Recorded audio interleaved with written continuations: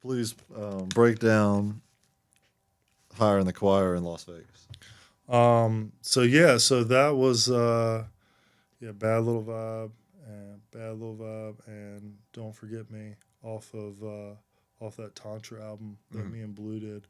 We did that whole album pretty much while we were on the road, touring with Chris Brown, Little Baby, What's and it like doing an album on the road? uh, making sure like I can't get the king size room because I need to get two queen size mattresses in the hotel room so that I can stand the mattresses up and make like a faux vocal booth No way. so that we can set up and both be on headphones and get So something at done in that the point, hotel room. you sacrifice the perfect audio for the fact that you got to get the vocals recorded. The fact that we want to record at 3 o'clock in the morning and we're in a town that, city we've never been in and Yeah. don't know nobody, and Yeah. like some last minute studio thing Yeah.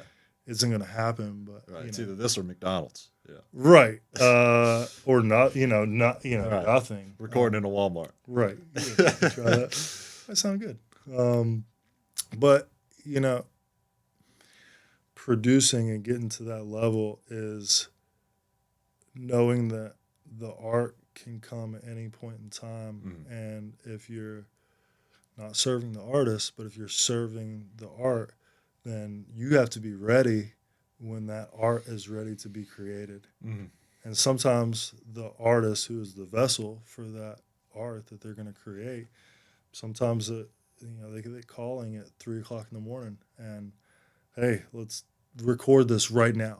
You better not be fucking with me right now. Right. Yeah. Hold on, we're about to set all this stuff up and Right. do all this stuff. It's like, yeah, I'm gonna come down to your room. We're gonna Right. do some stuff.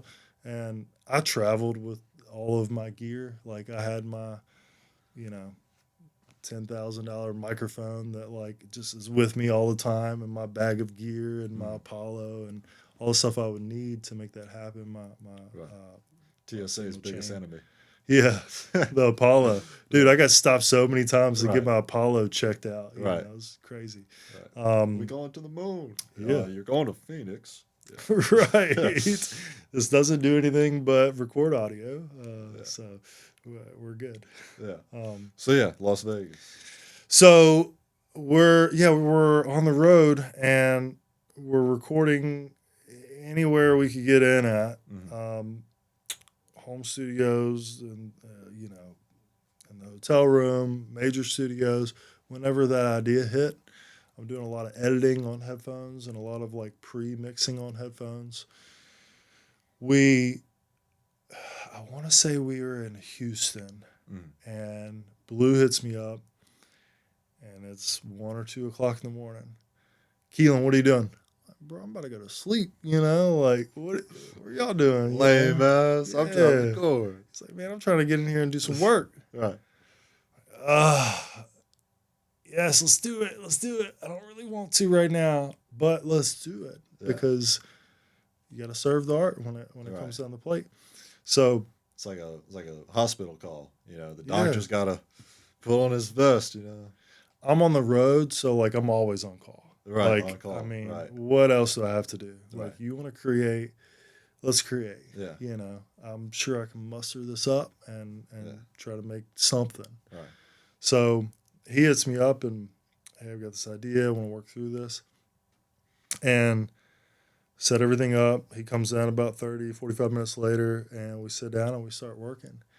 And we worked on the first line of that song, and Blue's just coming out. He's just like, don't forget me. And he recorded that 80 times. Oh.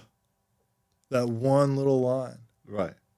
And for me, that's out of the norm for Blue because he'll come in, he'll stick a line, and I'll be like, hey, man, you want to, we ain't, it's good. Yeah. Let's keep going. Let's keep creating. We want to put stuff out. He worked for so long on that one line. I'm like, what is this? Like, where are we going with this? Wow. About the 80th take, it was like, all right, we good. And then he just sat there and like went kind of bar for bar on the rest of kind of what the hook was for Don't Forget Me. And did you know as well whenever it hit, you were like, oh yeah, that's the one, or were you just, all right, take 81. And he's like, nah. No, like in my head, I'm like, yo, 48 was better, 59 was better. Yeah. I keep track, you know, Yeah. like I'm putting notes in the session, or I've got my Yeah. pad next to Yeah. me, so I'm locked in. Right. I'm not gonna let that magic take, you know, come in front of me and me not be paying attention. Yeah. Like I'm locked in. I'm not on my phone, nothing. Like I will sit there and let you do that 8,000 times. Mm. On the 8,000, the first one, you might just do something that's amazing, you know, and you got to be ready for those moments. So I'm locked in. Cool. 80th take. Cool. Let's go. We'll see where we can take this now. Do we got a song yet? We just got this one line.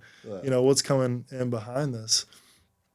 I don't even think I've heard like a full 8 bars of the beat yet, you know, or the beat even like kick in at this point. Yeah.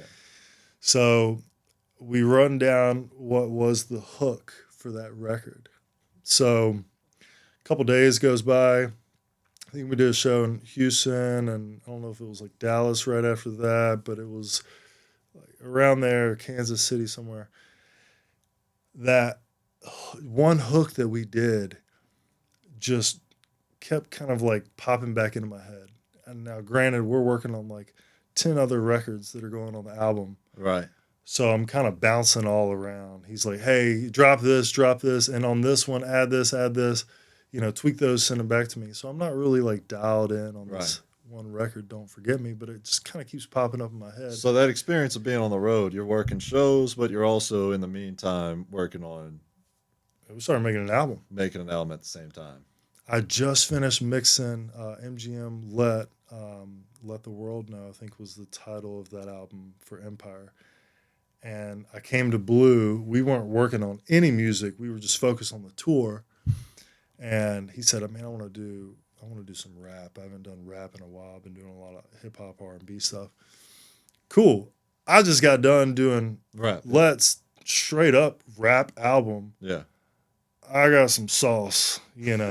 I got some new shit up my sleeve. You got some leftover sauce in the fridge you can put to some turkey or something. Yeah, bro, let's douse it up. Yeah, you know, let's see what happens. And so we did 1 or 2 records. I think that kind of ignited Blue's ability to still have that creative outlet and create, even though we were on the road and we were on tour. Yeah. Hey, we can do both. Yeah. And he's got the work ethic to do both. Yeah. I've got it. I share that. So why not? You Cool. know, Yeah. like there's no reason that we're not creating something more than just a show. Let's create something that's going to last a lifetime, not just a moment in time. So we did a couple records, did that kind of hook to Don't Forget Me. That hook just kind of kept sticking in my head. Like now I'm to the point where I'm like opening up the session and like, what new plugins can I try out on this? What can I do new with this? I just gotten the Fab Filter collection of plugins. Classic. Their reverb plugin is sick. Right. I start going through and I find this insane 5 or 6 second long reverb that has this like very subtle pre-delay to it. Smacking on those vocals on Don't Forget Me, and I'm like, this is cool. Yeah. This is huge. Yeah. That's awesome that he trusts you to do something like that. Yeah. At that point, because we had done so many projects together. Right. But even then, I smacked this huge reverb on there, and he's like, I'm waiting for him to like, hey, dial it back, dude. Turn it down. This is way too much reverb, you know? Right. Because I was being bold with it, but it felt like it needed it to be. Right. Opposite. Hey, dude, turn whatever that is, turn that up. Yeah. I like that. Cool. We're on the same page here. Yeah. Kind of thing. He's kind of reworking on this, so he's kind of reestablishing that want to take that one record to the next level. Yeah. So a day or two goes by, we did the verses for Don't Forget Me. Then we're a day or two out from doing a show in Vegas. We're in LA, and Happy, who was doing some A&R work with Empire at the time, was out of LA. I get with him and say, hey man, we need to put a choir on this thing. Like, if you can line that up, we could put a choir in this thing. It's Yeah. going to be sick. Yeah. So he's like, all right, let me figure out where y'all going to be at, right? Because we're moving and darting and flying around.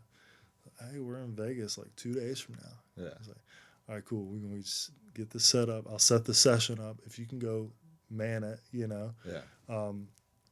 I'll have all the vocalists there that you need to make happen.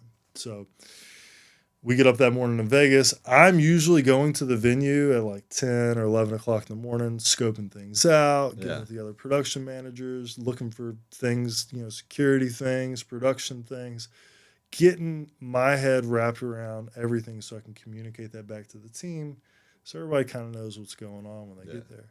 Not that morning. I woke up at 8 o'clock. Ran downstairs. I'm eating food. Some of the drivers and security guys that we had, they were down there, and they're looking at me like, "What are you doing? Where are you going? Right. You know, do you still need a ride to the venue like 3 hours from now?" I'm like, "Nope. I'll see you guys there. I'll meet y'all there." So I duck over to the studio. It's called Studio A in Las Vegas. That's the name of the spot. And come in, and I've got a choir there getting ready, getting set up. I've got some guys who are assisting me. They're like in their 40s kind of thing. So what does that mean?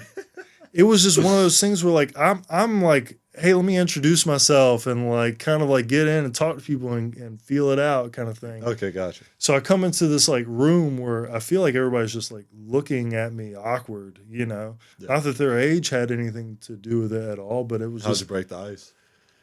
I didn't. I just like kept kind of like doing my thing. Yeah.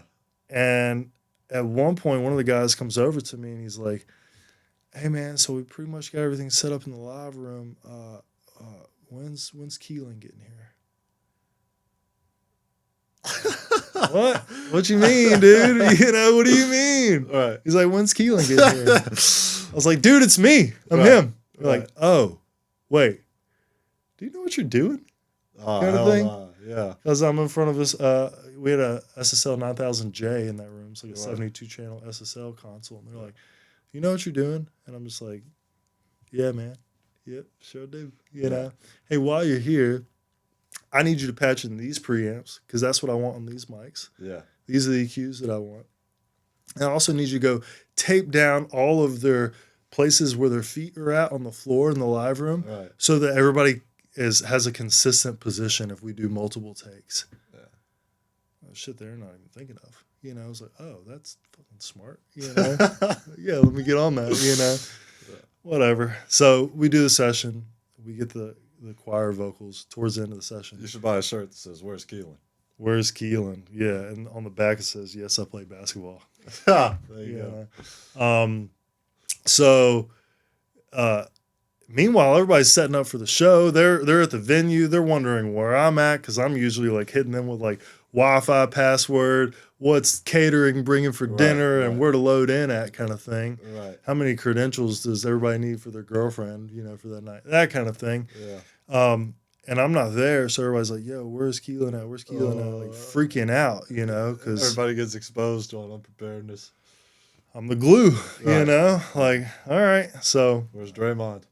On the way. Yeah. On the way. Don't hit me with the technical. I'm coming. I'll be there. Yeah. So we get there, get the show done. Everybody's like, "Yo, what were you doing all day?" kind of thing.